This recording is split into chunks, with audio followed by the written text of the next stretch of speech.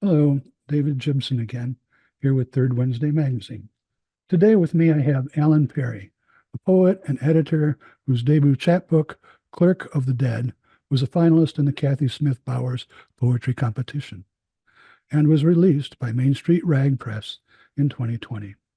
His poems have appeared or are forthcoming in Tahoma Literary Review, Valparaiso Poetry Review, Third Wednesday, Whale Road Review, San Pedro River Review, One Art Gyroscope Review, and elsewhere. A Best of the Net nominee and former senior poetry editor at Type House Magazine, he is the founder and former managing editor of Rock Paper Poem.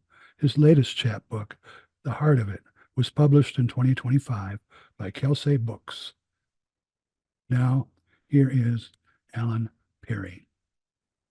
Hi, everyone, and thanks to David Gibson and Third Wednesday for the opportunity to read some poetry to you tonight. My first poem is from my latest book, just released this summer, called The Heart of It. Necessary matter. No matter how a freakish snowfall burdens the mesquite tree, leaning so heavily it bows to the equinox, no matter that the median's Palo Verde can't bear the weight of change, halves itself so one shaft survives. No matter that mourning doves tell me they are contented with rainfall, with each other, with their calling. What matters is the moment before absence, when recollection swells amid breakdown, when there's nothing beyond horizon but sky. That's when there is no loss, only precedent for grief, unbounded, sacred. I want to tell you when my best friend died, I wasn't there. My phone rang off key, rattled and clicked like slipping breath.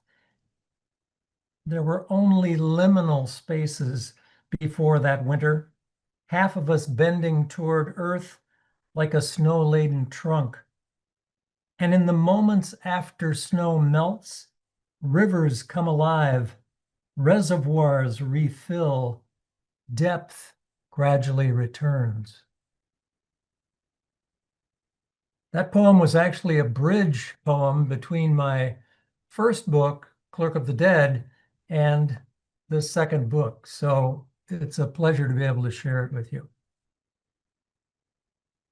Cycles.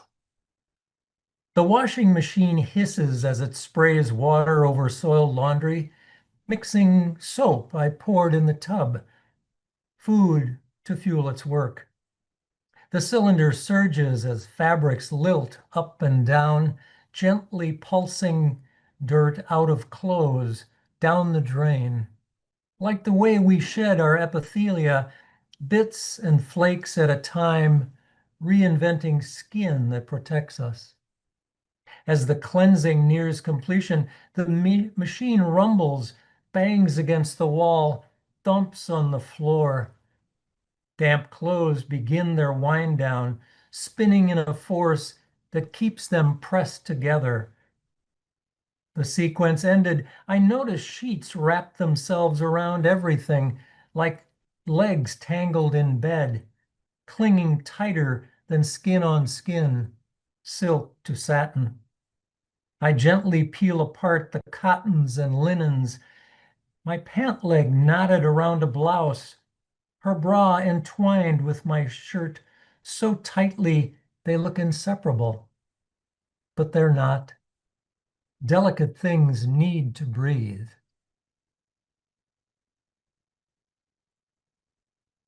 And this poem is in tribute to the style of Mary Oliver. Autumn redux. Don't you mourn summer's lapse in fuchsia leaves that scuttle past you?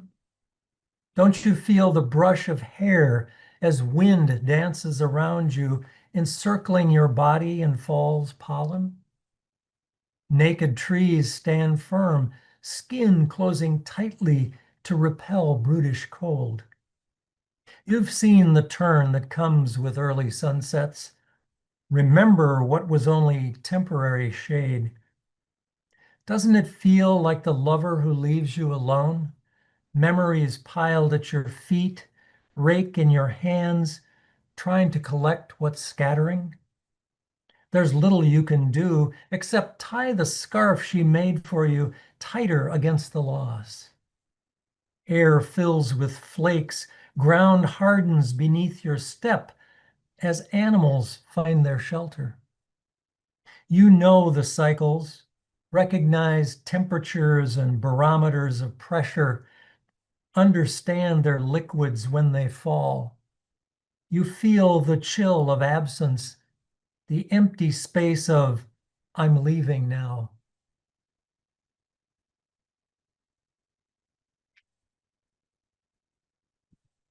This poem is for any of us who've ever had a road trip. Pulling over. The figure emerges in my rearview mirror, shadowed by a dimly lit sunset. It may be my father guiding the miles ahead, my young hands on the wheel, teaching me to steer into an oncoming turn, or showing me how to change oil, replace worn tires, tune the engine so all the pieces work together. But it could be my mother extending her forearm in front of my chest, a maternal seatbelt holding me away from the dashboard inches from my head. Most likely, it's you in mirrored glass, waving hello and goodbye, smiling as I drive our Impala, the one with fins. Wind finding open windows, you sitting next to me, never wanting an exit. Your hand caresses my neck while you proclaim our road as endless.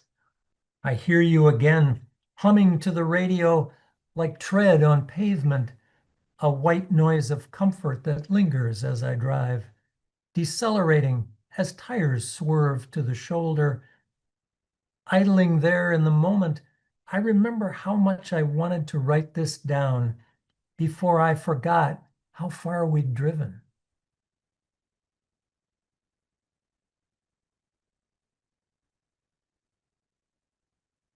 And for the gardeners of the world, this poem, Grafting. I make a slight incision in the bark, unaware of how to perform this intricate surgery. I am not an arborist who knows what will hurt or help.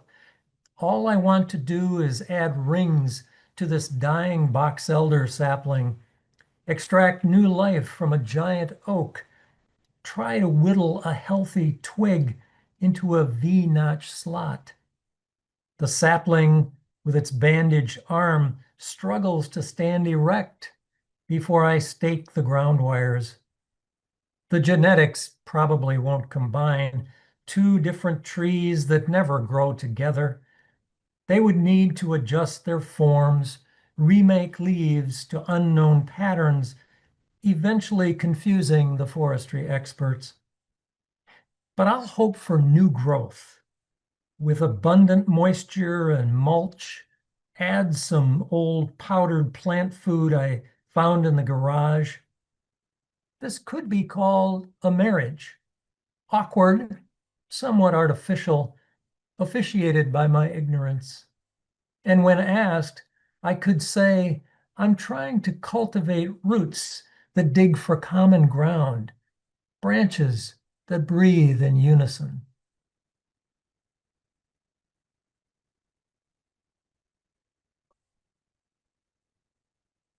And for people who work in cloth, this poem, Tapestry. Gesturing on a cloth map, she points me where to scrawl next. Her plan for an inky quilt that builds square by square reveals a patchwork she calls warp and weft. I call it a poem. She declares it a wall hanging. I insist it displays as lines, forms, but she loves it as fabric. My words jut at right angles, new images in her loom. And when I finish writing, she wants the piece suspended like an intricate rug that mixes each scrap of language.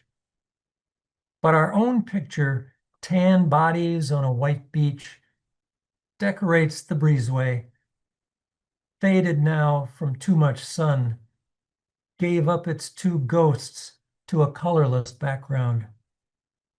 Waving me into the art studio, air sweeps the space she walked, her feet on bare floor, walls that spoke in patterns.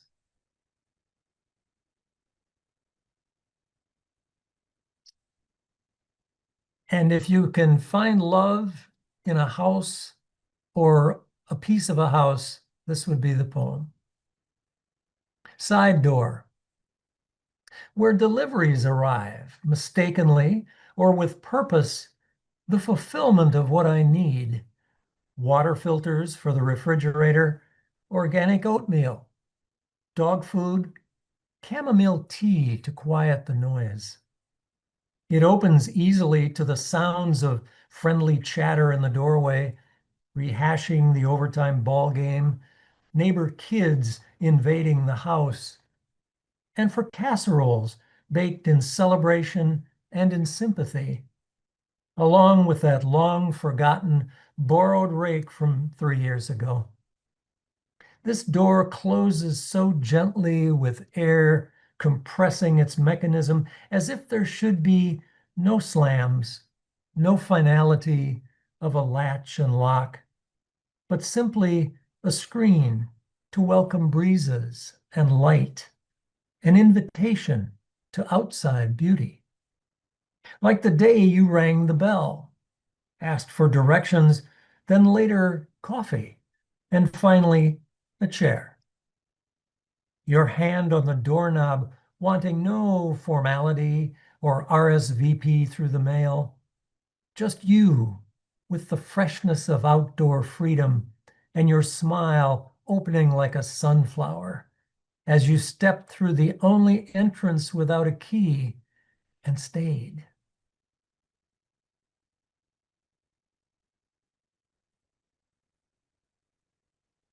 And finally, mirroring. I imagine you found me beyond your frame, bustling around in our closet, sorting clothes, scarves that needed hanging, a wedding dress to be boxed, sweaters that warmed the coldest ocean chill.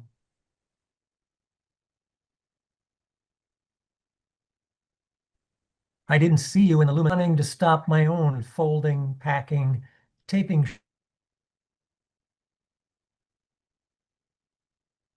shut of intimate things.